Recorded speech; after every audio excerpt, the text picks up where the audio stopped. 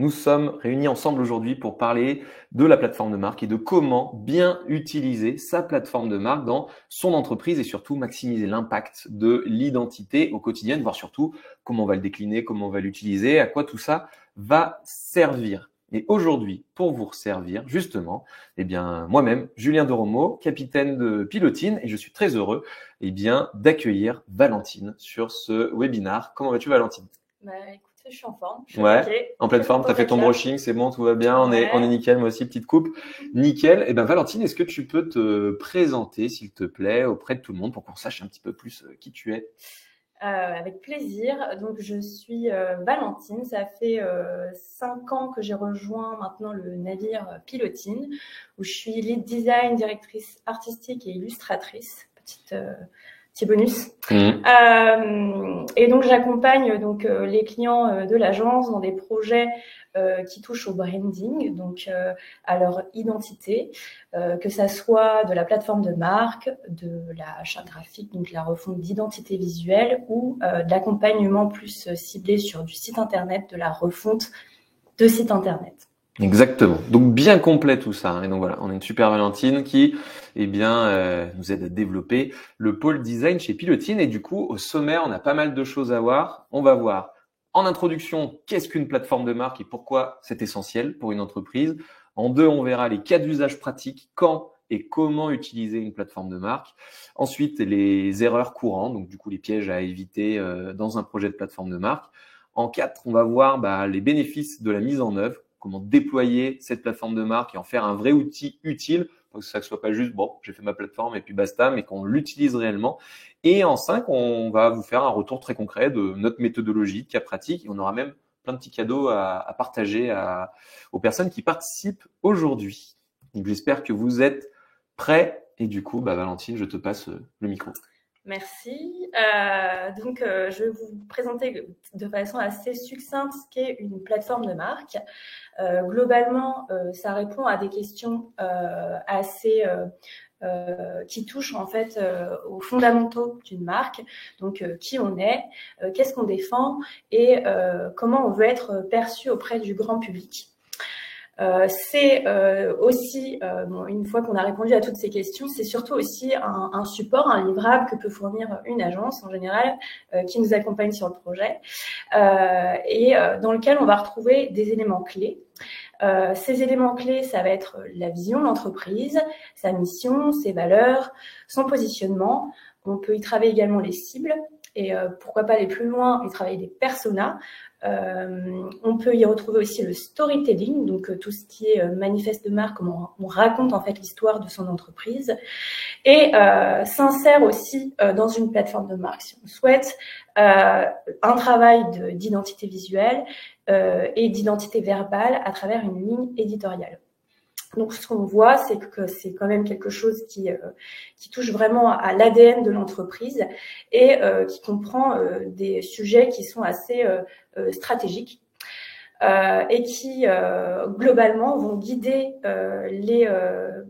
toutes les parties prenantes de l'entreprise dans leurs actions, dans leur mission au quotidien, pour ce qui est la gestion des contenus, donc les équipes community managers, les responsables de la communication, le marketing, la direction aussi, les ressources humaines, tout ce qui touche au RSE. Globalement, ça va impacter beaucoup de métiers au sein d'une entreprise.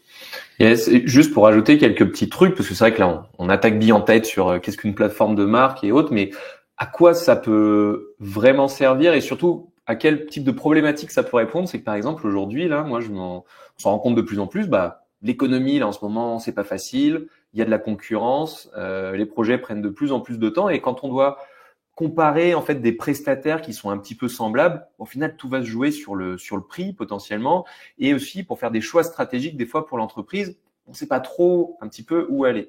Et c'est vrai que chez Pilotine par exemple, avant qu'on mette en place une plateforme de marque, une identité visuelle, une vraie vision pour l'entreprise, ça allait un petit peu dans tous les sens. Quand on me demandait qu'est-ce qui fait la différence chez Pilotine, je faisais une réponse différente à chaque fois. Et en fait, ce genre de livrable et cette réflexion permet vraiment d'avoir une vision très claire, une ligne conductrice et de pouvoir prendre des décisions au quotidien stratégiques qui vont être vraiment cohérentes avec tout ce qui est mis en place dans l'entreprise et aussi, surtout, de bien se différencier de la concurrence. Et donc, du coup, ça fait marquer des points quand, surtout, on est un petit peu challengé économiquement avec le contexte. Voilà, c'était pour donner quelques petites problématiques auxquelles ça répond. Je vous ai mis un petit lexique, mais je pense qu'on va passer rapidement. Je pense pour ceux qui sont pas à l'aise, en tout cas, avec ces notions, n'hésitez pas après à consulter la présentation PowerPoint pour pouvoir affiner vos connaissances sur les éléments qui composent la plateforme de marque. Mais l'objectif aujourd'hui, c'est pas non plus de détailler aller en profondeur sur ce qu'est une plateforme de marque, c'est plutôt de vous aider à prendre en main un projet et puis le rendre efficace une fois que c'est mis en place. Tous ces termes, voilà, parfois il y en a certains qui se recoupent. On pourrait faire l'amalgame un petit peu avec certains, mais encore pour remettre une pièce sur l'intérêt aussi de cette plateforme de marque, c'est quand nous on intervient en fait sur des projets de sites où la stratégie est pas claire, on sait pas comment on s'adresse aux personnes, à nos différentes cibles, on sait même pas à qui on s'adresse, comment on le fait et tout ça. Souvent c'est un petit peu dur de faire en fait un livrable de site internet, un livrable de PowerPoint, un livrable de carte de visite. Enfin, c'est tellement plus logique quand on a une plateforme de marque et une vraie identité visuelle, après tout décliner de partout d'un point de vue marketing et communication, que c'est intéressant à fond de travailler sur ce genre d'outils. Et bon, voilà, vous avez le petit lexique pour ceux que ça intéresse. Du coup, on parlait d'amalgame justement juste avant. Il y a pas mal de termes en fait qui vont parfois se mélanger un peu dans nos têtes, notamment plateforme de marque, ligne éditoriale et charte graphique, qui sont 3 livrables différents sur lesquels on peut travailler. Donc j'avais envie un petit peu de détailler ces thématiques-là. Alors, qu'est-ce qu'une ligne éditoriale, Valentine ? Ligne éditoriale, ça répond à d'autres questions. C'est comment on s'exprime, quel sujet, quelle thématique on va aborder et sur quels canaux on va diffuser nos contenus globalement.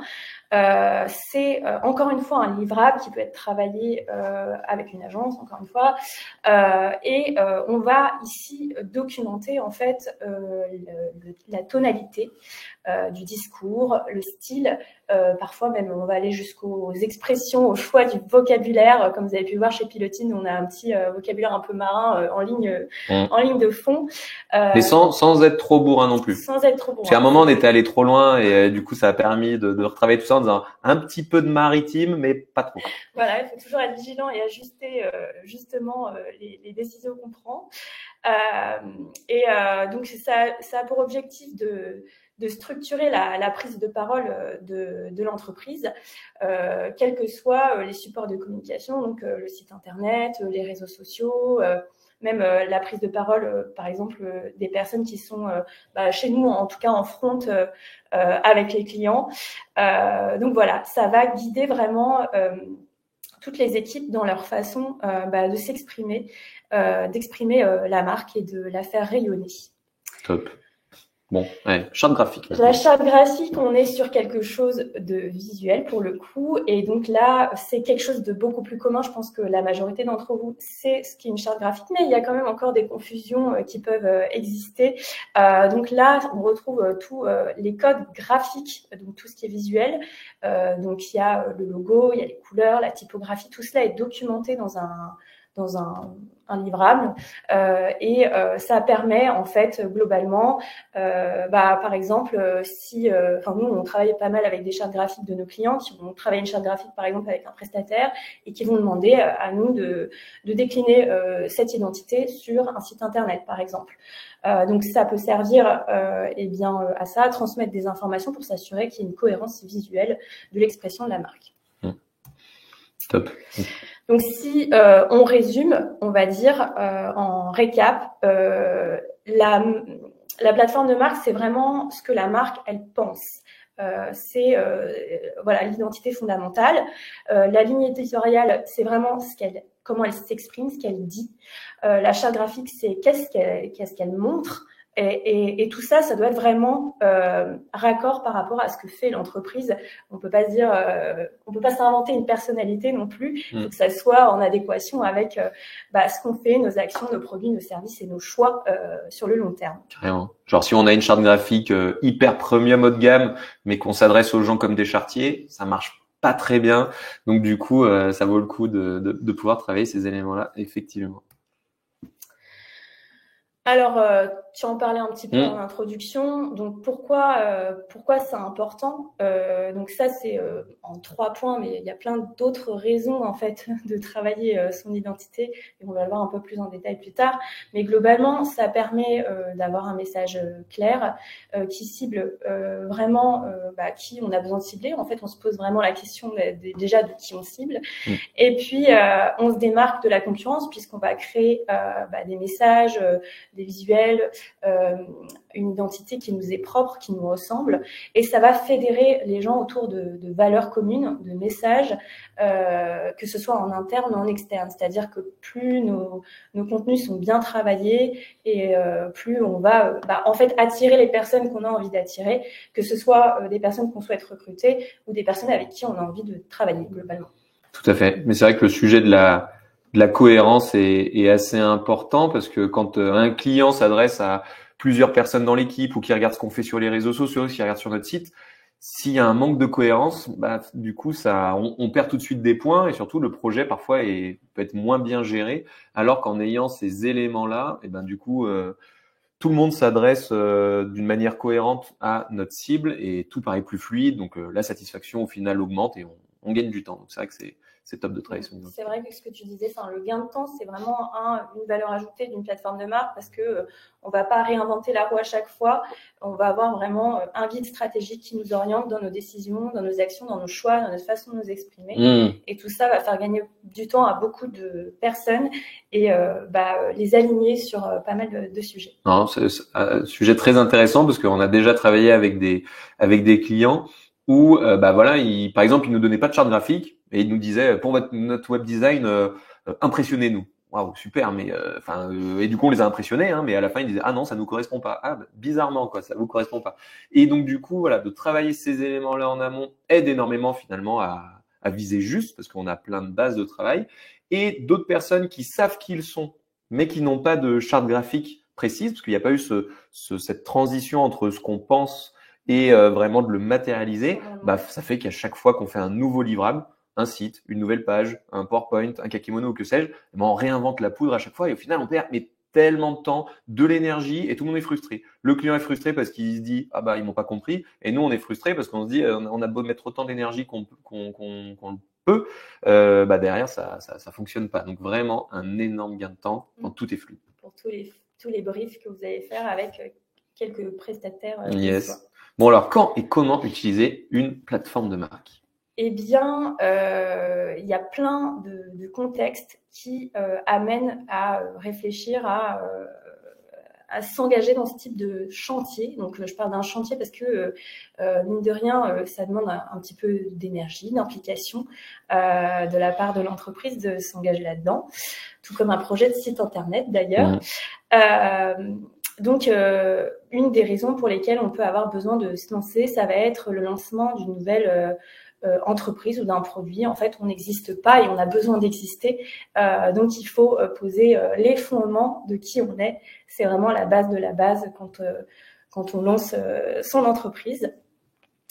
Donc ça, c'est l'option un petit peu la plus facile. On part d'une page blanche, on va dire, et on a tout à inventer.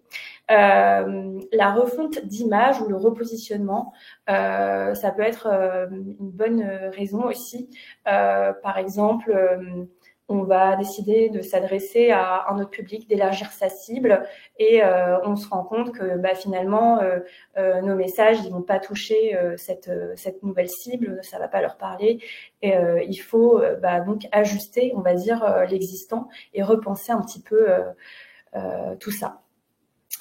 Ça peut être aussi qu'on a identifié qu'on a un problème de notoriété ou d'image. En fait, on se rend compte que ce qu'on véhicule aujourd'hui, ça fonctionne pas. Globalement, ça touche personne. On a tapé un petit peu à côté, on va dire. Et donc, il va falloir se poser les bonnes questions du pourquoi, du comment, s'interroger, questionner pour pouvoir retravailler ça et affirmer sa singularité. Dans un contexte aussi de croissance importante ou d'internationalisation, on peut aussi avoir ce besoin-là parce que on va recruter beaucoup de personnes qui vont arriver au sein de l'entreprise, qui vont avoir des visions qui vont être différentes, tout à fait. Et donc, du coup, ou même, il y a une adaptation à faire, même à l'échelle internationale, parce qu'il y a parfois des différences de culture, etc., et donc des modes d'expression qui vont être différents d'un pays à l'autre. Tout ça, ça va enclencher potentiellement un travail de réflexion pour embarquer tout le monde dans la croissance ou l'internationalisation. Cinquième cas de figure, ça va être la fusion, l'acquisition ou le changement de direction. Globalement, si on change de direction, le directeur, il va peut-être avoir une toute nouvelle vision de la façon dont il va vouloir faire avancer l'entreprise. Il va impulser une nouvelle dynamique en général.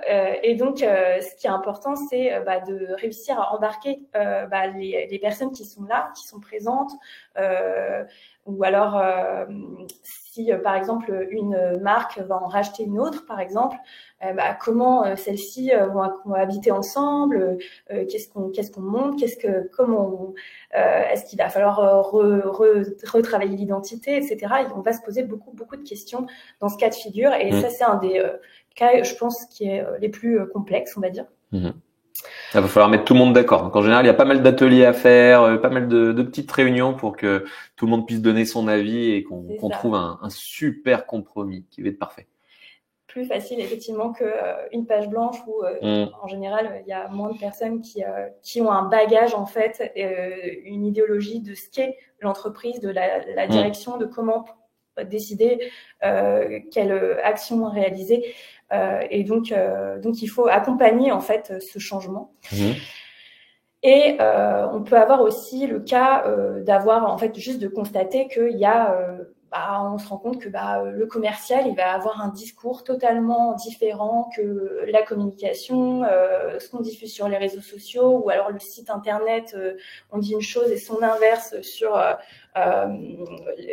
les réseaux sociaux ou les présentations commerciales. Bref, on se rend compte qu'en fait, il n'y a pas de cohérence dans notre façon de communiquer. Et du coup, c'est important de se dire, OK, il y a peut-être un travail à faire, une remise à niveau pour s'aligner et opter sur une position un peu plus logique et cohérente, tout en s'adaptant au support. Trop bien.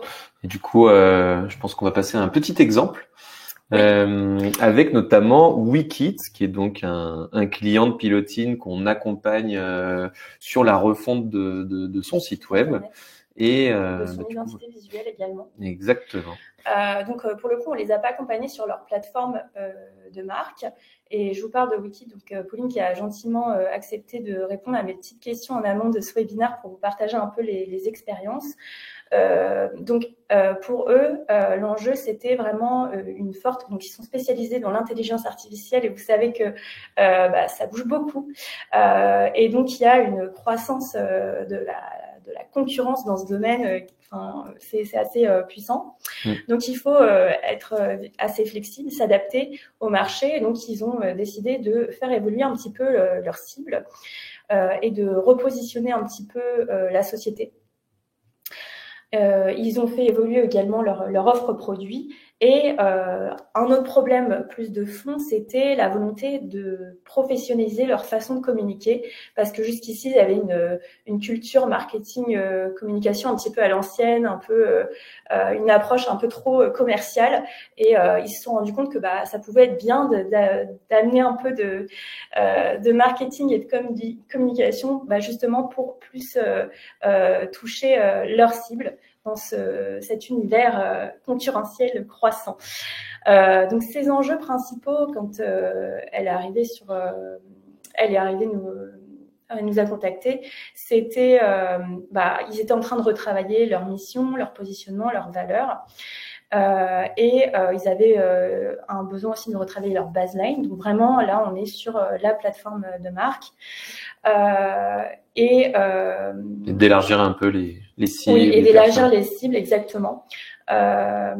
Et donc, du coup, nous, on a, suite au travail qu'ils ont réalisé, pu traduire en fait tous ces grosses ambitions au final à travers la nouvelle identité visuelle qui, et ensuite, c'est des projets en cours qu'on peut malheureusement pas vous montrer, mais on vous les montrera très prochainement dès que ce sera sorti, à la refonte de l'identité visuelle et le site internet qui va véhiculer tous ces messages. Carrément. Et pour information, donc Wikid, c'est une entreprise lyonnaise qui révolutionne le monde des chatbots propulsés à l'intelligence artificielle. Donc c'est une plateforme qui permet de créer, piloter des chatbots qui vont se connecter à l'ensemble de vos bases de données pour améliorer par exemple le support client ou pouvoir en interne bien avoir accès à pas mal de réponses sur l'ensemble de vos bases de données et de bases documentaires. Top. Et après, on a bossé aussi pour le Novotel Lyon-Bron. Oui, tout à fait. Donc, encore une fois, Camille s'est prêtée au jeu pour répondre un petit peu à mes questions. Donc, pour le coup, là, le contexte qui a amené le travail de la plateforme de marque, même si c'était pas un besoin qui a été exprimé à prime abord par Camille quand il est venu nous contacter, c'était surtout de se distinguer de la concurrence parce que le segment MIS, donc tout ce qui est réunions, séminaires, événements, avec ou sans hébergement, c'est très concurrentiel et il fallait vraiment sortir du lot. Ils avaient besoin aussi d'amener de la personnalité un peu de tout ça. Il y a l'image de Novotel, donc le groupe, etc. Mais il y a une pluralité d'offres dans le groupe et l'idée c'était vraiment de montrer la valeur ajoutée que pouvait avoir le site de Lyon-Bron à travers ce projet-là.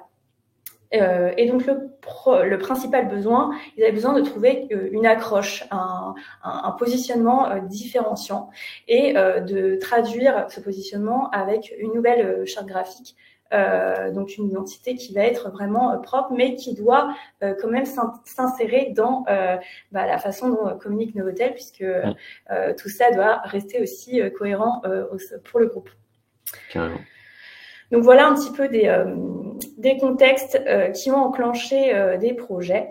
Et ce qu'on va pouvoir voir maintenant, c'est des pièges à éviter dans un projet de plateforme de marque. Bien entendu, on va vous montrer après là un exemple concret de plateforme de marque basé sur l'exemple de Pilotine pour que vous puissiez avoir un peu tout ce qu'il faut mettre dedans. Oui. Alors, les pièges à éviter, comment on peut ruiner, Valentine, une plateforme de marque? Eh bien, un projet, c'est de se lancer sans objectif clair. C'est-à-dire, on veut juste faire évoluer notre image. Donc ça, c'est pas, on va dire, assez spécifique, on va dire. Il faut expliquer pourquoi on veut faire évoluer son image. Est-ce que c'est pour recruter? Est-ce que c'est pour fidéliser, monter en gamme, toucher une nouvelle cible, fusionner des activités. Il y a ce qu'on a vu un petit peu les enjeux un peu de la plateforme. Ensuite, ça va être de pas impliquer les bonnes parties prenantes. Alors, combien de personnes faut impliquer à ce genre de projet? Alors, il n'y a pas de règle. Il n'y a pas de règle, mais ce qui est important, c'est, je pense, c'est quand même d'impliquer des personnes qui ont conscience de la réalité du terrain. Souvent, on a envie de faire les choses, c'est juste la direction qui va prendre ces petites décisions, ou la direction et le marketing, qui sont en fait les porteurs de ces projets en général, puisque c'est leur métier. Mais c'est vraiment important d'interroger des personnes qui en fait vont avoir cette connaissance terrain, ou alors même faire émerger, impliquer des collaborateurs ou des clients, des partenaires pour avoir une idée vraiment objective de ce que diffuse la marque. Donc ça, c'est bien de mixer un peu tout ça dans la mesure du possible par rapport aussi à ce qu'on peut se permettre dans le cadre du projet, parce que plus on implique de personnes, plus ça prend du temps et c'est complexe. Donc, c'est des partis pris à prendre. Yes, mais en général, on dit que lors d'ateliers, il faut genre 5 personnes max, c'est pas mal. Oui. Vaut mieux éviter d'être plus de 5, mais après, des fois, on fait des petites interviews de des focus group avec des collaborateurs, des prospects, des clients. Ils vont nous faire remonter des choses qui vont nous permettre d'ajuster un petit peu tout ça. Et d'ailleurs, des fois, on a des retours assez originaux, c'est sympa. Ok. Ensuite, ce qui est important, c'est de ne pas confondre la plateforme de marque et la charte graphique. Donc, c'est pour ça qu'on a fait une petite explication en introduction. En gros, une plateforme de marque, c'est pas un logo, des couleurs. C'est vraiment quelque chose qui pose la stratégie de positionnement de l'entreprise. Et on est vraiment sur des sujets de fond. Ensuite, une erreur, ça peut être se contenter de phrases creuses, on va dire. On est innovant et réactif, mais derrière, en fait, il n'y a rien de concret qui vient traduire. Enfin, c'est bien beau de dire qu'on est innovant et réactif, mais c'est derrière, il n'y a pas de preuve tangible où on ne peut pas le démontrer. Ça peut avoir d'impact au final. Donc, il faut que ce soit assez authentique au final. Oui, et puis surtout les éléments que tous vos concurrents pourraient avancer aussi. En général, ça ne va pas être des éléments de différenciation, donc vaut mieux voir ce sur quoi on se différencie, quoi. Exactement. Trop attendre avant de tester. Donc c'est vrai que c'est comme c'est stratégique, on a tendance à avoir un petit peu peur de vouloir le montrer, le diffuser, etc. Et en fait, au final, c'est important de le tester, de le montrer pour justement éventuellement affiner dans des conditions réelles, parce que comme tout projet, tout n'est pas parfait du premier coup, et faut aussi être on va dire à l'écoute de comment ça va être accueilli, et pouvoir un petit peu ajuster. Je parle pas de tout recommencer de A à Z, sauf si vous avez fait vraiment un gros flop, et ça serait vraiment ballot, mais plus d'être dans le suivi de ce que ça amène en fait comme projet. Ensuite, ce qui peut être dommage aussi, c'est de négliger la partie émotionnelle. Parce qu'en fait, on a souvent tendance à être un peu tous très rationnels, on fait ci, on fait ça, etc. Mais c'est important de travailler la personnalité de la marque pour créer de l'adhésion, que les gens s'attachent en fait à la marque. Donc travailler les émotions, et tout ça passe par tout ce qu'on a vu, tout ce qui est verbal, et puis visuel, et puis les messages qui sont portés. Donc voilà, donc il faut bien travailler la partie émotionnelle et assurer la continuité dans le temps. Donc ça, c'est un des éléments, je pense, les plus importants, et on va vous partager quelques petites astuces à la fin. Parce qu'en fait, comme tu disais en intro, hein, c'est super d'avoir fait sa plateforme de marque, mais si ça reste un petit PowerPoint PDF qui reste dans le coin d'un ordi ou sur un drive, et que personne n'applique au quotidien, ça sert vraiment absolument à rien, à part à s'être fait plaisir quelques mois, et encore parfois ça peut être pas un plaisir pour certaines personnes. Donc du coup, c'est important d'impliquer les équipes, de former, de diffuser, de décliner, et de vraiment faire vivre la plateforme dans les offres, dans le recrutement, dans tout, en fait, ce dont on a un petit peu parlé déjà. Dans les présentations de l'entreprise, sur le site internet, de partout, on verra les déclinaisons, mais effectivement, de faire une mise à jour régulière et d'être dans de l'amélioration continue, ça aide à faire en sorte qu'elle soit toujours bien utilisée, comme tout process dans une entreprise. Si c'est pas suivi et pas mis à jour, ça sert à rien. Exactement. Alors, on va en passer au déploiement de sa plateforme de marque pour en faire un outil vivant dans l'entreprise. Parce qu'effectivement, ce n'est pas qu'un document figé, tu en as déjà parlé, mais vraiment à faire vivre. Voilà, donc c'est un petit peu redondant avec ce qu'on vient de dire au final. Mais globalement, pourquoi ? Parce que les bénéfices derrière, ça va être une bonne communication aussi bien en interne qu'en externe. Un impact sur la culture de l'entreprise, parce que justement ça amène la culture d'entreprise tout simplement, et une meilleure expérience client. C'est comment les gens vont ressentir en fait les interactions avec votre société. Forcément ça va créer quelque chose de spécifique et de différenciant qui vont les marquer. Et puis, ça permet d'aligner aussi les actions marketing commerciales, comme on disait. Et tout ça, c'est vraiment, nous, en tout cas, on l'a mis en place chez Pilotine, et on pense que ça a vraiment une vraie valeur ajoutée, mais la magie opère que quand c'est appliqué au quotidien. Exactement. Bon, du coup, pour déployer tout ça, effectivement, on peut mettre dans beaucoup de projets. Tu veux que j'en parle là ou pas? Non, ce sera Juste après. après, si tu veux parler de comment nous on l'a fait chez Piloting. Je vous donnerai les exemples de Piloting. Voilà, c'est ça. Globalement, il faut mobiliser l'interne, expliquer, partager, former, vraiment embarquer les équipes dans le projet. Et Julien va expliquer un petit peu comment on l'a fait chez Piloting. Très important l'embarquement. Adapter les contenus et les prises de parole, donc c'est mettre à jour les contenus sur les différentes les plateformes. Déployer visuellement l'univers de marque. Donc là, une plateforme de marque peut impliquer une refonte d'identité visuelle, et donc il est important de mettre à jour tout ça sur les supports, que ce soit de l'interne ou de l'externe d'ailleurs. Aligner les actions et les décisions business. Donc ça se fait plutôt, on va dire, au fil de l'eau. On va pas prendre des décisions comme ça dans le cadre de la plateforme de marque, mais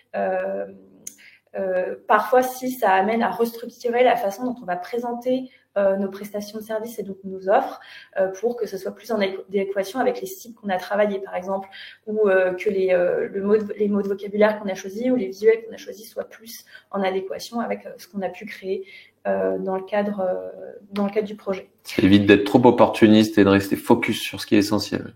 Voilà. Ensuite, former et accompagner les équipes.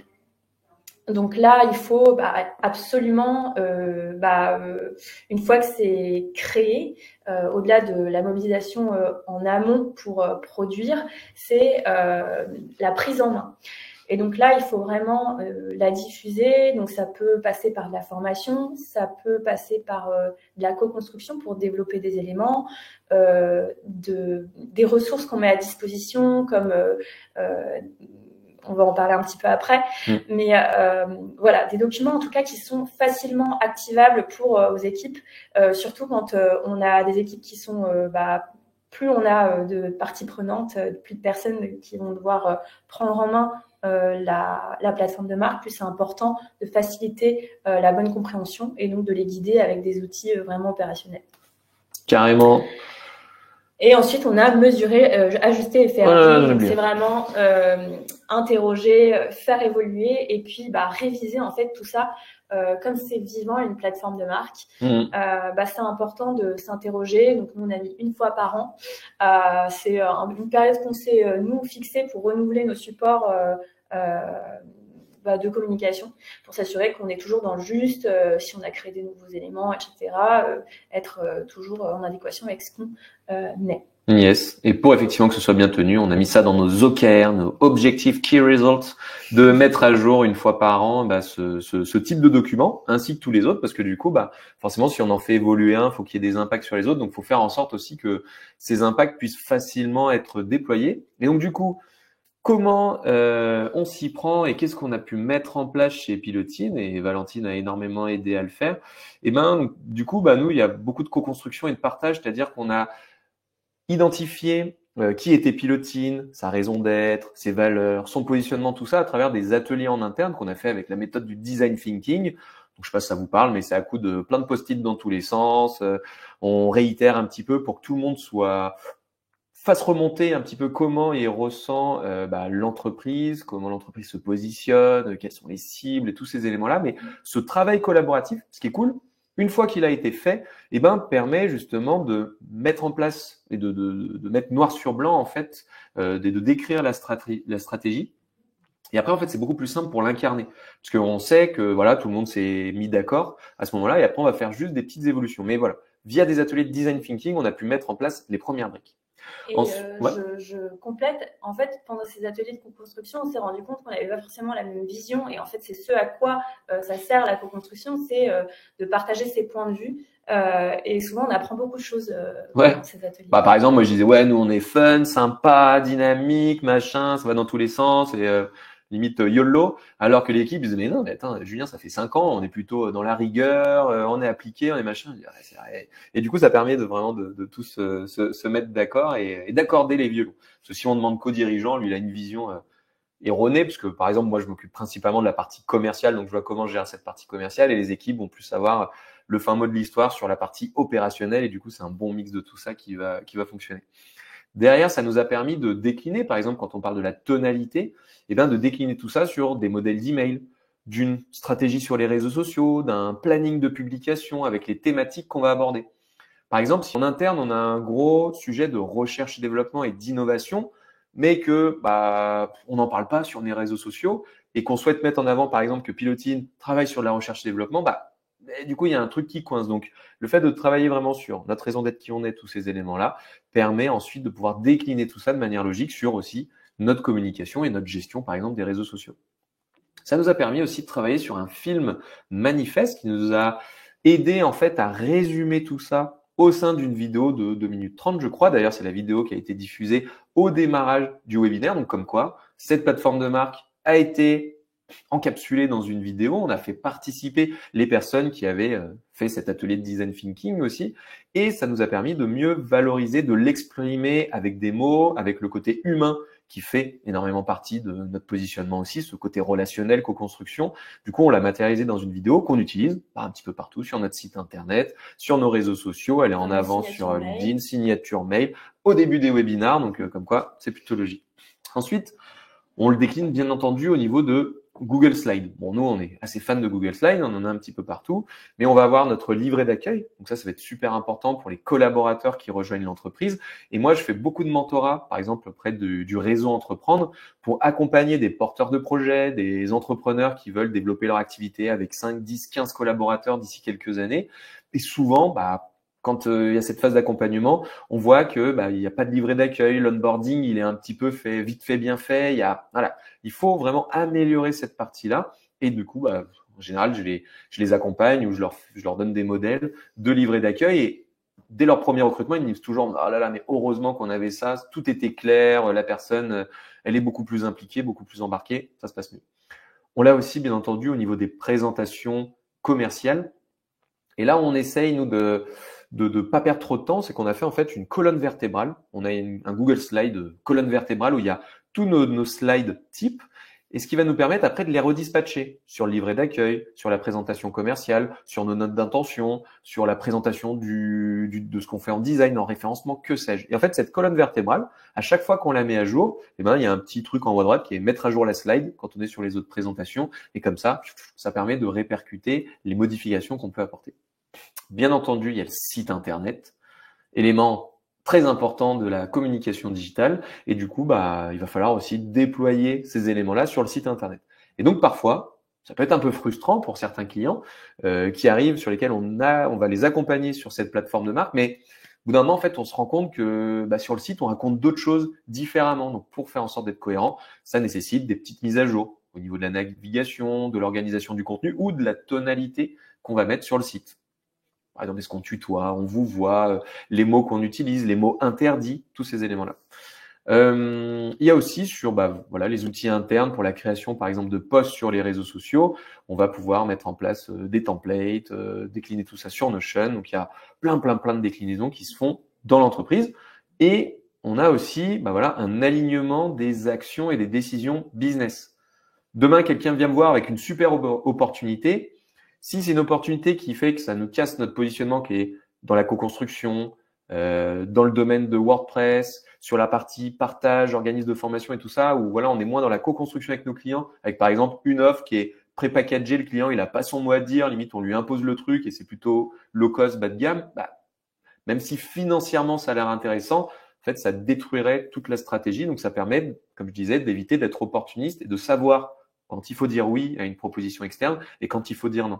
Donc des partenaires, développement d'une nouvelle offre, des nouvelles actions marketing, les personnes à recruter aussi. Ça nous permet très vite maintenant de détecter des personnes qui sont dans le mindset de Pilotine où on voit que ça va être un petit peu plus compliqué parce que maintenant on peut se reporter un petit peu à cette stratégie et se dire là ça colle pas. Dans la stratégie RSE aussi, parce que la stratégie RSE est en lien avec ce qu'on a mis. Donc par exemple, nous, le volet RSE est encore plus appuyé sur le côté social, local. C'est pour ça qu'on va beaucoup s'impliquer pour faire du mécénat de compétences, aider des associations locales, être sur le terrain local, aider des jeunes entrepreneurs à développer leur boîte, etc., etc. Et bien entendu, on va avoir un rappel régulier de toutes ces valeurs régulièrement. Donc, Nous, on a un truc qui est le lundi matin, qui est la salutation au soleil. Bah, des fois, on fait des petites piqûres de rappel, parce que le but du jeu, c'est que moi aussi, je puisse incarner tout ça, donc d'être voilà, d'être exemplaire là-dessus. Donc, la salutation au soleil à nos séminaires, qui soient trimestriels ou le gros séminaire annuel, à notre raclette de fin d'année, quand on donne les chiffres, tous ces éléments-là, les évolutions, bah, on rappelle toujours ces bases et ça permet de les garder ancrées en interne. Donc, au final, c'est pas juste un document, parce que ça va être tout un élément qui va être diffusé dans l'ensemble de l'entreprise et sur toutes les actions qui vont être faites au quotidien. Donc, c'est pas anodin. Alors, comment Familia s'y prend, ma chère Valentine? Est-ce que tu peux rappeler qui est Familia, ce qu'ils font, pour donner un peu de contexte? Familia, c'est une association qui est basée un petit peu partout en France et qui accompagne des familles ou des personnes, enfin plusieurs profils, on va dire, à surmonter des difficultés ou à évoluer dans leurs relations pour être épanouis, on va dire. Alors, leur baseline, c'est Familia pour de meilleures relations. Donc, du coup, ils vont aider vraiment là-dessus. Voilà, donc ils font de très belles prestations et ils sont très sympas. Globalement, j'ai pu échanger aussi un petit peu avec les équipes et j'ai eu des super retours que je voulais aussi vous partager sur des bonnes pratiques, on va dire. Donc eux, ce qu'ils ont noté qui était important, c'était de se faire accompagner par un tiers. Donc nous, on l'a fait en interne. Mais eux, ils ont fait le choix de faire appel à un tiers pour justement avoir quelqu'un qui ait une vision un petit peu plus objective, une personne qui est moins en fait infusée par l'existant, qui va leur permettre de prendre du recul en fait sur ce qu'est Familia. Ils ont fait le choix aussi d'embarquer les équipes à chaque étape du projet. Donc, ils ont vraiment impliqué des personnes opérationnelles dans la réflexion en amont. Ce que j'ai trouvé intéressant, c'est vraiment une liste qui est pas exhaustive. C'était qu'ils avaient créé des plaidoyers par cible. Donc, ils avaient des cibles avec vraiment potentiellement des discours qui pouvaient être très différents, mais il fallait que tout ça reste cohérent, même si les choix des mots de vocabulaire, etc., n'étaient pas forcément tout à fait les mêmes. Ils ont vraiment fait l'effort de travailler ce discours pour le grand public, pour l'interne et pour l'institutionnel. Il fallait vraiment qu'il y ait tout de même un fil conducteur, mais en tout cas, ils ont fait ce travail-là que j'ai trouvé super intéressant. Ils ont aussi revu les cibles et les offres, surtout pour le grand public. Ils se sont rendus compte qu'ils s'étaient un petit peu trop allés dans c'était un peu trop étendu et ils ont rationalisé un petit peu tout ça pour être plus impactant. Et ça a beaucoup aidé aussi, notamment pour la refonte du site internet sur lesquels on les accompagne. Ils ont travaillé forcément derrière une nouvelle identité visuelle, puisque en fait tout ce socle qui a été construit devait être traduit par vraiment une nouvelle image. Donc ils sont en train de développer. Donc vous allez la découvrir prochainement avec le site internet qu'on est en train de travailler avec eux aussi. Et donc là, ils ont aussi vraiment, c'est comme une identité visuelle, comme une plateforme de marque. Ça mérite d'impliquer un petit peu les équipes et au fur et à mesure du projet. Donc, ils ont fait pas mal de réunions avec l'équipe pilote, le comité d'administration, les directeurs, les chargés de communication. Tout ça, c'est fait vraiment étape par étape. Ils sont en train, c'est un travail qui est en cours de leur côté, en train de mettre à jour leur support de communication. Et donc, ce qui est important aussi de se poser comme question, c'est quels outils on va utiliser. Donc, nous, on vous a parlé de Google Slides. Il y en a qui sont plus à l'aise avec Canva, mais il faut aussi se dire derrière, opérationnellement, c'est bien de penser à tout ça, mais comment ça va se traduire pour que ce soit facile à prendre en main par les équipes, surtout s'il y a beaucoup de personnes qui vont être qui vont avoir à le prendre en main. Donc pensez bien aux outils en amont du projet. Voilà. Ensuite, ils sont en train de mettre à jour, comme je vous disais, le site internet. Ils vont travailler aussi une nouvelle signalétique comment ça va se traduire visuellement sur site. puisqu'ils ont des lieux en fait de partage. Bref. Et donc le retour d'expérience que m'a fait Marie, c'est que ça aurait été bien d'avoir un kit de lancement. Un kit de lancement, c'est justement ces petits modèles prêts à l'emploi parce qu'ils ont travaillé l'identité et en fait il manquait un peu de matière pour les driver un peu sur le projet parce qu'en interne ils n'avaient pas forcément, encore une fois là on va parler de ressources, ils n'avaient pas forcément suffisamment de ressources en interne pour pouvoir produire ces choses-là de façon adaptée. Donc un petit starter kit alors. Voilà, c'est ça, c'est bien de penser à un petit starter kit pour lancer et vous faire aider. C'est des choses que nous on fait chez Pilotine en tout cas. Ensuite, ce que j'ai trouvé sympa aussi, c'est donc là c'est plus pour la charte graphique, je crois qu'elle m'avait parlé de ça. C'est pour former les équipes qui allaient elles-mêmes devoir prendre en main cette nouvelle façon de communiquer, la baseline, les éléments de langage, les visuels, etc. C'était le jeu des 7 erreurs. Et donc, par exemple, elle allait faire des exemples et il fallait retrouver, ça, c'est pas la bonne baseline ou le visuel, c'est pas ça qu'il aurait fallu choisir, etc., etc. Et je trouve ça bien de faire des petites mises en situation ludiques. C'est une bonne pratique, je pense, surtout quand il y a pas mal de parties prenantes qui vont devoir décliner en autonomie, on va dire, ces éléments-là pour les sensibiliser de façon un peu sympa. Ils vont faire aussi un film manifeste alors. Et oui, ils vont faire un film manifeste. Donc là, c'est plus pour une fois qu'en fait on a parlé beaucoup de la partie comment prendre en main aussi en interne, comment impliquer en interne, comment se créer les bons outils. Mais c'est aussi l'effet waouh qu'il faut provoquer aussi derrière en externe, dont on n'a pas trop parlé. Mais effectivement, le film manifeste c'est vraiment quelque chose qui directement va impacter, va traduire en fait ce travail en images. Et du coup, c'est un bon support de communication et qu'on peut vachement recycler sur plein de supports. Et c'est ce qu'on a fait, nous, à l'agence. Il y a plein d'autres choses qu'on peut faire. On peut faire des actions street marketing. En fait, ça dépend aussi de son secteur d'activité. Il y a des fois, ça s'y prête pas. Là, c'est plutôt B2C, donc ça s'y prête bien. C'est plutôt B2C, effectivement. Après, sinon, on peut faire des newsletters sympas. On peut faire un événement. On peut faire... des super posts sur les réseaux sociaux. Enfin, en tout cas, il faut activer, il faut avoir une petite logique et des petites idées un peu créatives pour pouvoir lancer ça et faire un petit effet sympa auprès de l'externe. Voilà. Trop bien. Merci pour ce retour d'expérience. Et donc, du coup, il y a des gros défis à relever. Oui. Et notamment, alors, qu'est-ce que tu recommandes comme méthodo? En gros, c'est ce qu'on a vu juste avant. C'est en phase 1, il faut bien sensibiliser. En phase 2, il faut travailler à mettre en œuvre. Et en phase 3, il faut faire du suivi et de l'optimisation. Donc, audit régulier et ajustement globalement. Ça a le mérite d'être clair. C'est la base. Parfait. Bon, combien ça coûte tout ça ou combien de temps ça prend si jamais tu souhaites le faire en interne? En fait... combien de temps nous, on a estimé que ça prenait à peu près 2 mois en fait, sur notre façon de conduire ce type de projet. Après, encore une fois, ça dépend bien sûr de l'ampleur, de ce qu'on a envie de faire, de qui on implique, etc. Ouais. Mais bon, là, tu as indiqué des budgets un peu moyens et un temps moyen, donc environ 8 400 € et 2 mois. Et après, ça, c'est pour effectivement la plateforme de marque, mais en général, ça vient avec des fois... la refonte de plein de choses.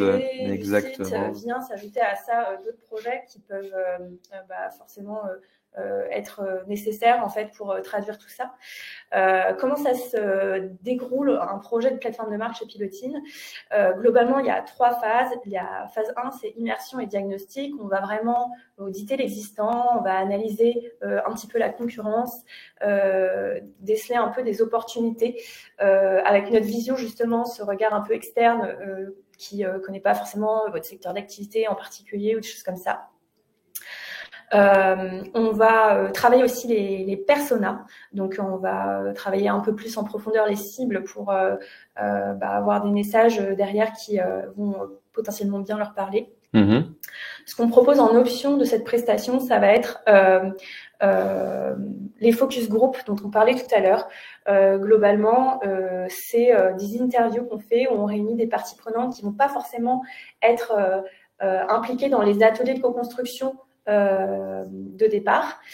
Donc ça, c'est vraiment pour avoir de la matière. Vraiment, ça nous donne plein de matière. On s'immerge, on recueille de l'info. En gros, ça, c'est la phase 1. La phase 2, c'est à partir de cette matière première, de tout ce qui a pu ressortir, qu'est-ce qu'on en fait et comment on le formalise. Donc là, il y a beaucoup de conception-rédaction, en fait, des compétences pour pouvoir exprimer les idées qu'on a de façon à ce qu'elles soient attractives, bien comprises, directes, etc. Phase 3, on formalise. Et la phase 3, on formalise dans un document. Donc là, vous pourrez cliquer. Donc, il y a un petit exemple de plateforme de marque qu'on a réalisée pour Gestétudes, qui fait des résidences étudiantes. On les a accompagnés justement pour c'est un projet qui date de 2024 où on va vraiment faire une jolie présentation où on formalise tout ça. Trop bien. Un peu plus en détail. Alors, phase 1. Phase 1, voilà, c'est l'immersion de diagnostic. On a vraiment le kick-off, on se rencontre, on vous explique comment ça. Merci Julien. Ça arrive. Et donc, on va ensuite faire du conseil recherche. Donc nous, c'est là, on va un petit peu faire notre analyse. On va regarder qui vous êtes sans que vous nous disiez qui vous êtes, ou analyser les supports que vous allez nous transmettre qui sont censés véhiculer qui vous êtes. Et ensuite, on va faire un atelier. Avez-vous la même vision? Donc là, on va en général regrouper 7 personnes au maximum. C'est là que ça devient intéressant souvent. Voilà, c'est ça, où les gens vont pouvoir définir globalement les objectifs du projet, le positionnement, les cibles. Et nous, on va faire une restitution benchmark et on va se nourrir les uns les autres sur le projet pour que nous, on s'aligne avec votre vision et puis que vous ayez une vision un peu externe du projet. Ouais. Donc voilà, on rajoute le focus group en couche derrière pour avoir encore plus de matière. En vrai, le focus group, parce que là, quand on regarde comme ça, on peut se dire, putain, ça prend vachement de temps le focus group par rapport au reste des autres éléments. Mais je pense qu'il est encore plus intéressant quand en interne, quand on est sur avez-vous la même vision, c'est très différent. C'est-à-dire que plus on voit que c'est compliqué de se mettre d'accord déjà en interne, plus ça vaut le coup là d'impliquer d'autres personnes parce que ça va permettre de rassurer, ça va permettre de faire un choix quand on a du mal à faire un choix en interne, mais ça peut paraître long, mais dans certains cas, c'est vraiment très très utile pour aller plus vite. Phase 2. Phase 2, donc là on va vraiment ça va être vraiment un atelier un peu plus créatif où on va vous demander de faire ressortir vraiment les éléments de ce qui anime la marque. Donc vraiment les fondamentaux qu'on a vus dans la plateforme de marque. Et là, c'est vraiment du brainstorming. Et on a plusieurs petits modules. Là, on fait du post-it là. Voilà, on fait du post-it à fond, pas que du post-it parce que sinon c'est un peu ennuyant. Mais voilà, enfin on a des méthodes assez sympas pour pouvoir être créatif en tout cas et de façon efficace. Et en fait, ce qui est souvent un bénéfice pour faire appel à quelqu'un d'externe, c'est que on s'impose un atelier et en fait on a cette session là, on y consacre le temps qu'il faut, on se fait accompagner, les modules ils sont faits et on va pas y passer 1 mois, 3 mois, enfin souvent c'est des choses où on a du mal à acter les choses et donc le fait de passer par ce type de module, ça permet de gagner du temps en final. Point très très important, effectivement, on peut se dire on peut le faire en interne et c'est vrai, dans certains cas vous pouvez le faire en interne, c'est top, mais la majorité de nos clients qui nous avaient dit attendez, on va faire le site, d'abord on se met d'accord, on fait nos ateliers en interne, à la fin ils ont quand même besoin d'avoir comme tu disais, de prendre ce temps-là et limite d'être un peu forcé parce qu'il y a une date, il y a un rendez-vous qui est posé, il y a un prestataire qui vous attend entre guillemets dans la salle de réunion et ça force tout le monde à venir, à fermer l'ordinateur parce que sinon on a toujours mieux à faire en vrai et du coup on repousse et à la fin on fait que repousser le problème. Et phase 3, formalisation. Oui, après, on formalise. La conception-rédaction, c'est effectivement après, une fois à partir du moment où on s'est mis d'accord sur ce qui allait ressortir de tout ça, c'est qu'on va amener des compétences en conception-rédaction pour les formaliser de façon assez, on va dire, digeste et séduisante. On présente tout ça. Voilà. Et puis après, on le présente et puis on fait éventuellement des ajustements si nécessaire. Et ensuite, on l'inscrit dans un support. On fait tout beau, tout propre et réutilisable. Exactement. À souhait. Trop bien. Alors, qu'est-ce qu'on a pensé Novotel Lyon-Bron Meeting and Events? Je pense que tu as fait, t'as un petit peu les choses. Enfin, pour le coup, j'ai interrogé Camille un petit peu sur le projet. Donc, on les a accompagnés sur la plateforme et donc la traduction visuelle avec l'identité. Donc, j'étais content. Ils étaient assez contents. Eux, pour le coup, ils sont venus avec un besoin qui était plus, on a besoin d'une baseline et d'une identité. Et en fait, on les a amenés petit à petit à envisager de travailler une plateforme pour amener un petit peu plus de matière dans la réflexion et avoir, pour produire l'accroche, l'axe différenciant, il fallait qu'on ait cet ADN un petit peu de la spécificité de Novotel-Lyon-Bron.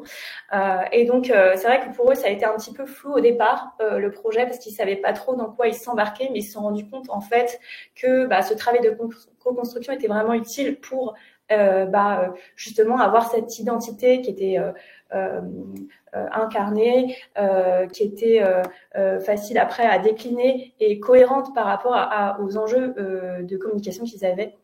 Donc ils sont très contents, ils s'en servent pas mal aussi pour intégrer des nouvelles équipes. Donc ils s'en est pas mal servis, notamment des nouveaux commerciaux qui sont intégrés au sein d'équipes, ou le community manager qui doit diffuser en fait les messages qui ont été réfléchis dans le cadre de la plateforme. Et du coup, ce qui a été fait aussi pour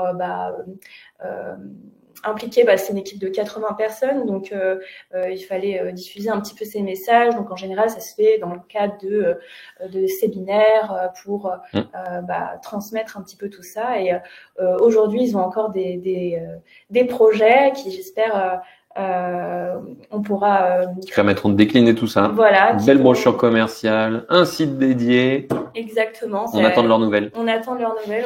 On est au taquet. En tout cas, on a été super contents de collaborer avec eux sur ce projet-là. Trop bien. Du coup, on va passer à la partie questions-réponses. Donc, n'hésitez pas à poser toutes vos questions, et j'aimerais vous partager quelques ressources qu'on peut retrouver ici, notamment une première ressource. Vous avez la plateforme de marque de Pilotine que vous pouvez consulter, dont vous pouvez vous inspirer pour justement construire la vôtre. Donc je vous partage le lien directement. On va le mettre. Hop. Ouais, ce qui est très sympa aussi, qui était une idée de Julien ou Alexia, je sais plus, c'est d'insérer des pitchs, différents formats de discours pour communiquer sur l'entreprise, parce que effectivement, on n'a pas forcément ces éléments-là, et en fait, oui, de savoir comment s'adresser. Exactement. Comment s'adresser à tout le monde, exactement. Donc là, vous avez un petit exemple là-dessus, et vous pouvez retrouver aussi, là, je vous mets un lien Notion sur un rétro-planning de plateforme de marque que vous allez pouvoir retrouver sur ce lien-là pour ceux que ça intéresse aussi. Je suis une grande fan de Notion, et du coup, je trouve que c'est un outil qui permet vachement de visualiser les différentes étapes qu'on peut avoir et de penser à tout pour mettre en place un projet de telle envergure. Donc ça, c'est un petit template qui est ajustable et personnalisable en fonction de vos équipes. Et voilà, et encore une fois, nous, on met 2 mois pour travailler sur le projet avec vous, mais après, vous allez devoir le décliner derrière. Donc, il faut penser un petit peu à l'après. Voilà.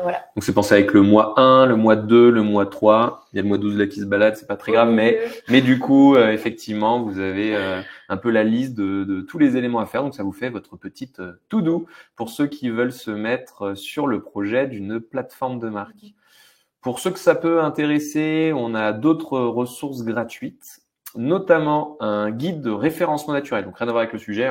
On a un template de cahier des charges aussi, et on a une arborescence pour votre site web. Donc pour ceux qui veulent travailler sur leur site, leur cahier des charges et potentiellement une optimisation SEO, on vous a mis plein de liens ici qu'on mettra aussi dans la description. Vous avez beaucoup d'informations aussi disponibles sur notre chaîne YouTube, et pour tous ceux qui peuvent être intéressés, on a ici donc prochain webinaire sur l'intelligence artificielle. Est-ce qu'elle remet en question la stratégie éditoriale? Vous allez voir que oui, dans certains sens, pas du tout dans d'autres, et du coup ça vous permet de challenger un petit peu la vision de l'IA sur le rédactionnel. Et on en a un autre sur comment financer son site web en 2025. Je vous mets le lien directement dans le chat aussi pour ceux que ça intéresse. Et bien voilà, j'espère que vous avez passé un bon moment en notre compagnie. Alors je serais très preneur d'avoir vos retours directement sur le chat. Qu'est-ce que vous en avez pensé? Est-ce que vous avez des questions?